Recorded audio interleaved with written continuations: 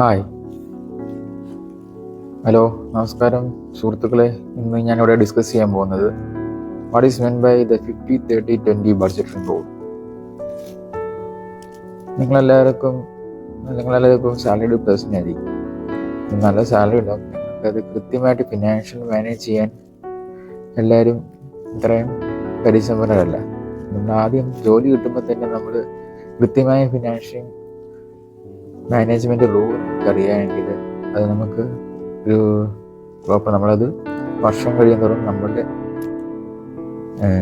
Investment നല്ല രീതിയിൽ വളർത്തുന്നതിനും പിന്നെ ഫിനാൻഷ്യൽ എങ്ങനെ ഒരു അച്ചടക്കം ഉണ്ടാവാൻ പാലിക്കുന്നതിനും വേണ്ടിയാണ് ഈ 50-30-20 ബഡ്ജറ്റ് റൂൾ നമ്മൾ സ്വാഭാവികമായിട്ട് യൂസ് ചെയ്യുന്നത്. എന്താണ് ഈ 50-30-20 budget rule? The rule means ഇപ്പോൾ നിങ്ങൾക്ക് സാലറി ഇപ്പോൾ ടോട്ടൽ പേഴ്സൻ്റ് ഒരു 100% സാലറി നിങ്ങൾക്ക് കിട്ടിയെന്ന് വെച്ചു. അപ്പോൾ അതിൽ 50-30-20 ആയിട്ട് ഡിവൈഡ് ചെയ്യുന്നു. ഫോർ എക്സാമ്പിൾ, ഇപ്പോൾ 1 lakh സാലറിയിൽ 50% നിങ്ങൾ നിങ്ങളുടെ ബേസിക് നീഡ്സിന് വേണ്ടി യൂസ് ചെയ്യണം. അപ്പോൾ അതാണ് 50% വരുന്ന ബേസിക് നീഡ്സ് ഏതൊക്കെയാണെന്നപ്പം ഞാൻ എക്സ്പ്ലെയിൻ ചെയ്യാം. ഇവരാണ് housing, transportation, insurance, groceries, health care, utilities, ഇവയെല്ലാം നമ്മുടെ 50% ബേസിക് നീഡ്സിൽ വരുന്നതാണ്. അടുത്ത് വരുന്നതാണ് 30%. അതിലിപ്പോൾ നമുക്ക് എന്താണ് ആവശ്യങ്ങൾ വേണ്ടത്?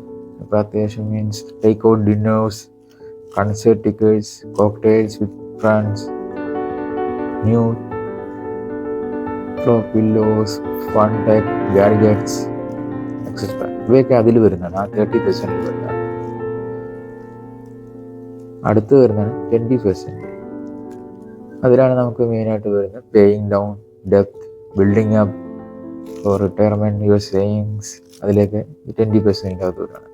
നിങ്ങൾക്ക് കിട്ടുന്ന ആ ഒരു 1 lakh സാലറി നിങ്ങൾ കൃത്യമായിട്ട് ഈ ബേസിക് പ്രിൻസിപ്പിൾ യൂസ് ചെയ്ത് ഫിനാൻഷ്യലി മാനേജ് ചെയ്യുകയാണെങ്കിൽ നിങ്ങൾക്ക് നല്ല രീതിയിൽ നിങ്ങൾ ഫിനാൻഷ്യൽ മാനേജ് ചെയ്യാനും നിങ്ങളുടെ വെൽത്ത് ബിൽഡപ്പ് ചെയ്യാൻ പറ്റും. അവസാനം വരുന്ന ഈ 20%-ൽ നിങ്ങൾക്ക് എൻ്റെ ഒരു സജഷനാണ്.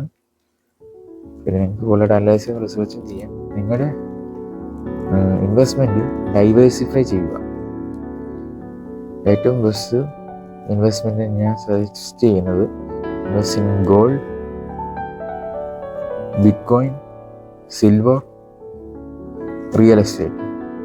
അതിൽ ഗോൾഡും സിൽവറും റിയൽ എസ്റ്റേറ്റ് ഷുവറാണ്. ബിറ്റ്കോയിൻ പുതിയൊരു ടൈപ്പ് ഓഫ് കറൻസിയാണ്, ഡിജിറ്റൽ കറൻസിയാണ്. അറിയാം ബിറ്റ്കോയിൻ്റെ ഇപ്പോൾ വാല്യൂ ഒക്കെ ഏത് ലെവലിലാണ് നിൽക്കുന്നുള്ളത്.